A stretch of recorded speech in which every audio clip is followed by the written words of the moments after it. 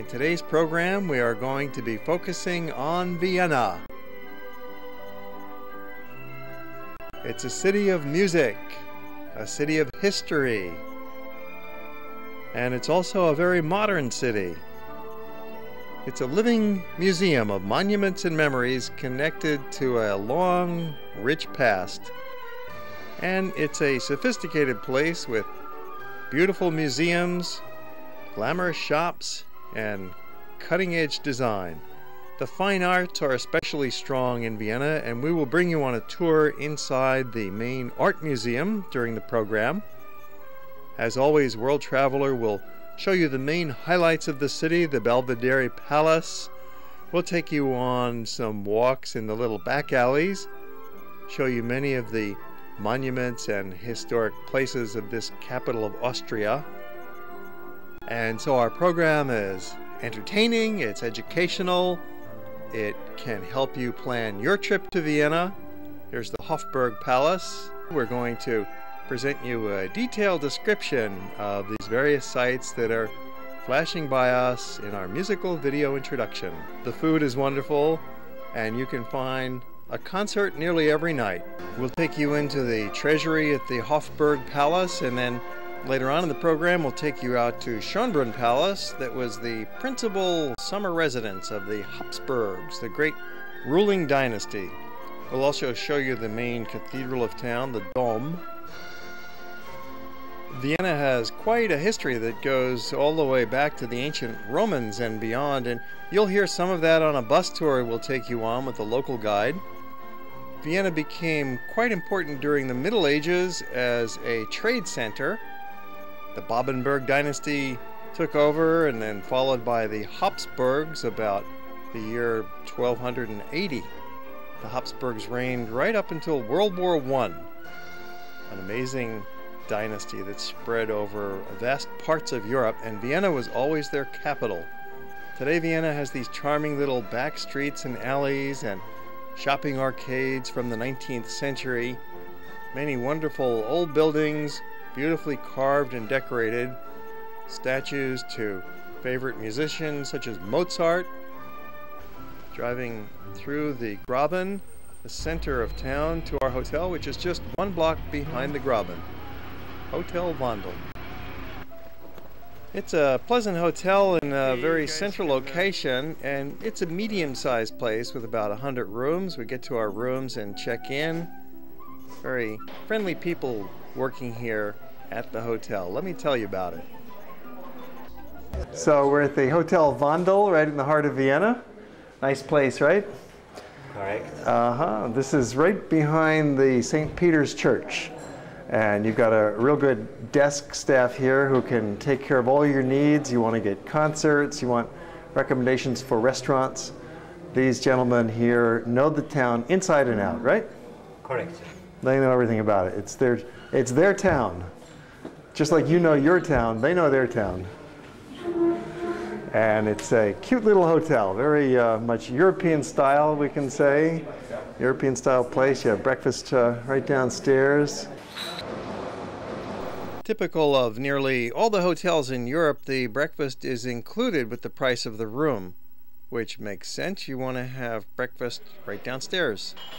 The first thing we're going to do is walk down the two main pedestrian promenades to lunch. We're going to go for a walking tour of the old part of town. Our hotel is right in the middle of the old part of town, starting right here with the Peterskirche. So we're right at Petersplatz, which is very much in the center of Vienna. And Peter's Church is right here in the middle of the Platz. Peterskirche. Very Baroque church. Beautiful old churches like this always make a worthwhile visit, just to feast your eyes on the lush display of architecture and sculpture.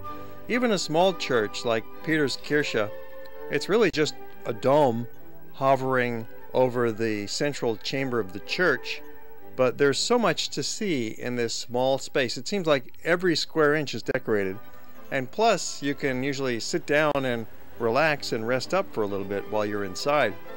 Even the outside of the church is often spectacular.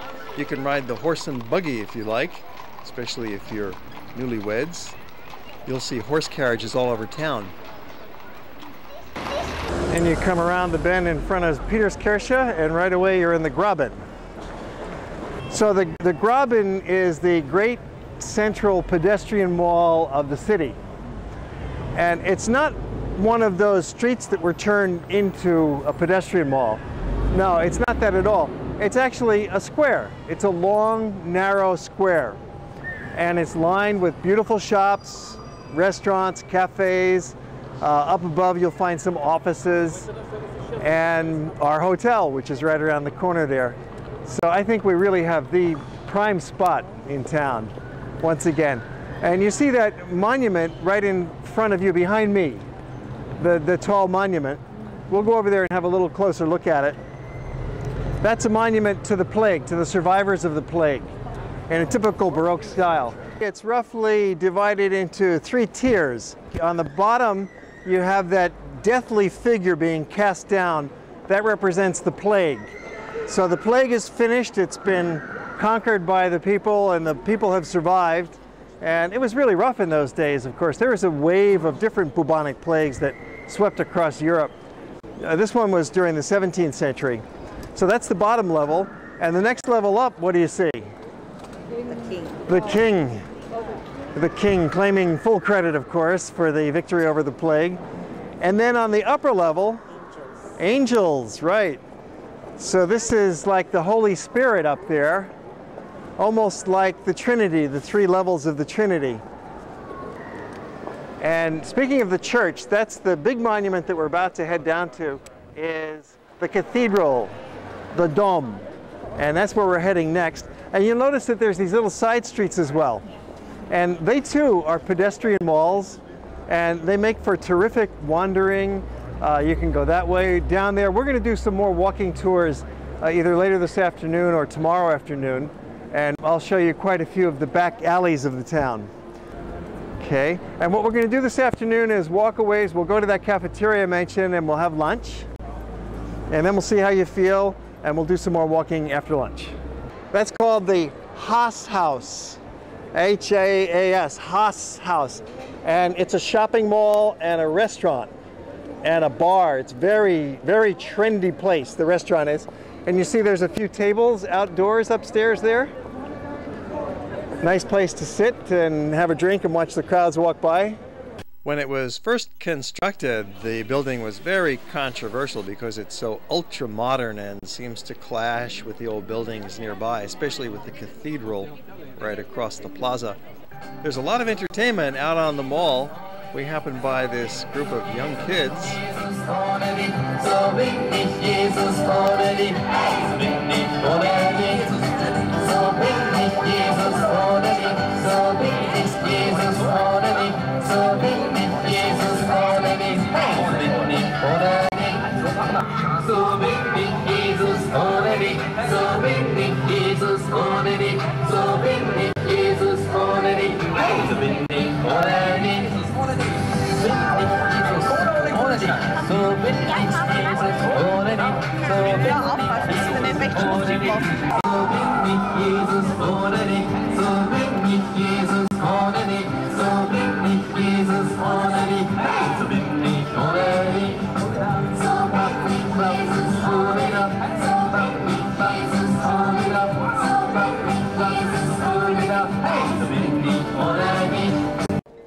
And then we move into position for our cathedral visit.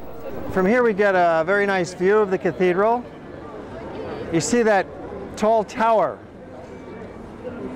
The tower is 449 feet high, which makes it the highest tower of any German-style cathedral. Of course, we're in Austria, we're not in Germany, but this is in the German style. And it's Gothic. The cathedral that you see was started in 1359, and it took them 100 years to finish building it. And since it was finished, they've done numerous reconstructions of it. During World War II, it was pretty heavily bombed out, and they had to do major renovations in World War II. So a lot of what we see on the interior is the Gothic with a mix of the renovation and a little bit of the Renaissance and the Baroque mixed in there as well too. And you see the very distinctive ceiling tiles, the multicolored ceramics with a geometric pattern. And on the other side, there's the famous double-headed eagle. And this is very much one of the symbols of the city of Vienna. You can climb that tower if you want to. There's outside access through a staircase. And from the top of the tower, you get a very nice view of the city. The front of the church, they're not sure who the architect was. It's a big doorway, isn't it?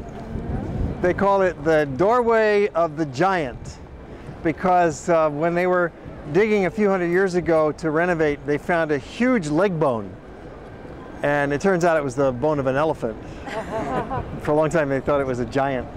And it's an interesting door because it's in the pre-Gothic style of architecture. It's Romanesque in style, and it represents the earliest part of the church, because there was a church here before the church that you see here today. As is typical of any great cathedral, normally it was built upon the wreckage of an earlier church. And in this case too, it was built on Romanesque foundations. But it's very much Gothic in style that you see today. And it's pretty late Gothic, 1359 through 1459. That's almost finished in the time of the Renaissance.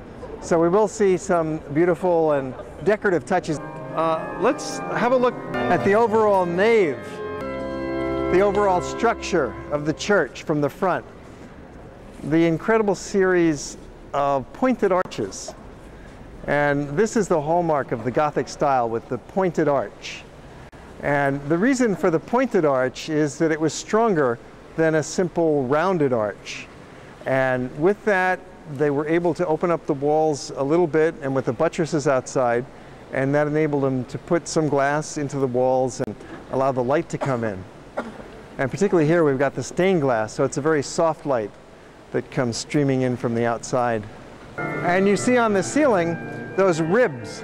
They're almost more decorative than structural, those kind of ribs. It's called a tracery, a Gothic tracery. It's sort of the bones of the church. And with this kind of ribbing, you could actually have a stone roof. And this makes a real difference in the structural integrity of a church, because before this time, they were wooden roofs. That's the only way they could span such a distance with wood. And what happens with wood? It rots. It rots and it burns. So you had great fires that would just burn down the whole church. But with the stone roof, it's much stronger and fireproof. So it's been standing for over 600 years. And have a look here at the pulpit. It has the different saints carved around the top of it with that Gothic tracery. And have a look down at the bottom of the pulpit. You see this fellow looking out at us? He's the architect who designed the pulpit. So he's making his presence known in a whimsical way. He's a character. And you know, that too makes a nice photograph. Little details like that would make a good picture. So go ahead, zoom in and get a shot. That's a kind of picture that's in guidebooks. So isn't this a grand space? Yes. Fantastic interior, and we have an organ concert to boot.